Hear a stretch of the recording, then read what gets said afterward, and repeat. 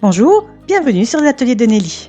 Je suis ravie de vous retrouver cette semaine comme toutes les semaines pour un tuto scrap ou carterie. Et cette semaine, je vous propose de faire avec moi une carte shaker ou carte à secouer en français. Vous savez ces cartes dont on peut secouer les sequins? C'est vraiment trop rigolo, moi j'adore.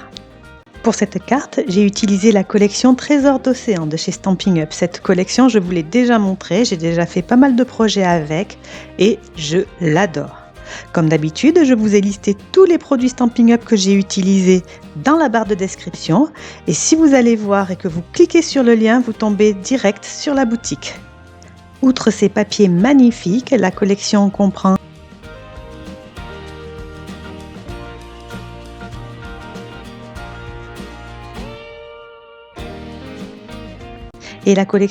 également un classeur de gaufrage qui, une fois passé dans une machine de découpe, nous permet d'embosser très joliment un papier avec toutes ces algues.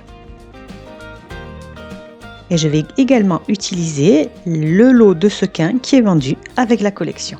J'ai également besoin d'une base de carte de 13 par 13 cm. Je découpe dans mon papier imprimé un carré de 12 par 12 cm et je le colle sur ma base de carte. Je découpe également un carré de papier imprimé et dans ce carré, je vais découper un rectangle avec mes poinçons qui s'appellent poinçons surpiqués rectangle. Alors moi je le fais avec les poinçons parce que je les ai, mais vous pouvez tout à fait découper une fenêtre avec un cutter ou avec vos ciseaux. Vous voyez, l'avantage de mes poinçons, c'est qu'ils découpent une superbe ligne de couture tout autour de mon rectangle, à l'intérieur comme à l'extérieur.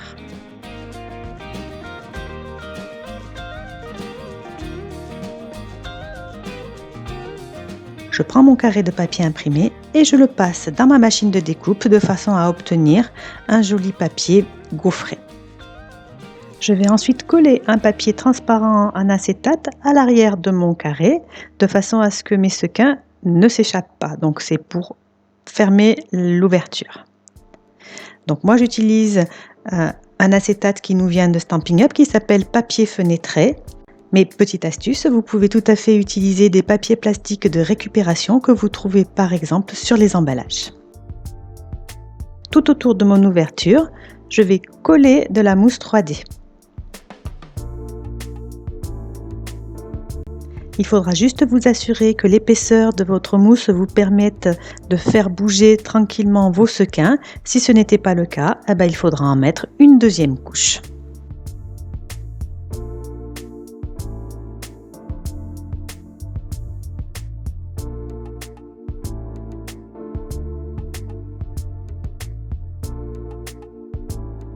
Et pour un plus joli fini, je vais combler les vides avec des petits morceaux de mousse 3D.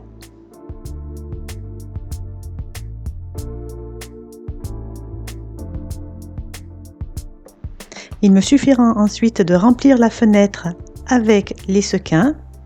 Alors ces sequins, ils sont vraiment trop beaux, je les adore. Il y en a même qui sont en forme de petits coquillages. Et la partie la plus compliquée, c'est quand même de coller à l'aveugle le dessous de la carte par-dessus la partie avec la fenêtre. Avec un petit peu de patience et de minutie, on y arrive quand même très bien. Et la récompense est magique, on peut enfin secouer notre carte. Passons ensuite.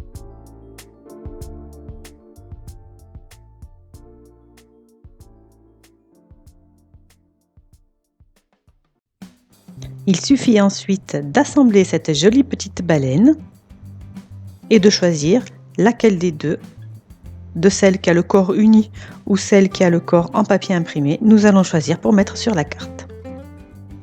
J'adore les perforatrices parce que c'est vraiment le moyen de découpe le plus simple et le plus rapide qui existe.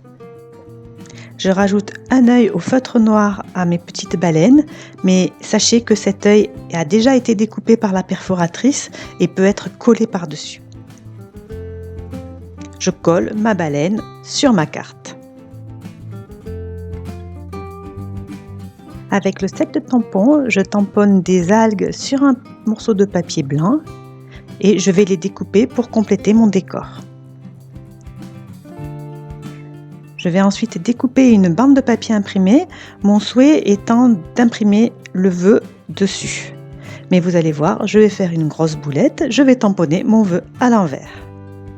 C'est pas bien grave, je reprends depuis le début et je retamponne. Je vous l'ai laissé et je l'ai pas coupé au montage pour vous montrer que bien sûr ce genre de petite boulette arrive tout le temps et à tout le monde et surtout à moi, je dois dire. Une fois que tout ça est réparé, il ne me reste plus qu'à coller mes petites algues par-dessus la baleine, à décorer l'intérieur de la carte ainsi que l'enveloppe. J'ai décoré l'enveloppe avec le tampon de la jolie baleine ainsi que les petits poissons que je trouve très très mignons. Et voilà, notre carte shaker est déjà terminée. J'espère que vous n'hésiterez pas à faire vous-même ce tuto et n'hésitez pas à me montrer vos réalisations, ça me fait toujours énormément plaisir. Je vous remercie beaucoup d'être passé me voir et je vous dis à la semaine prochaine pour un nouveau tuto sur les ateliers de Nelly. Au revoir.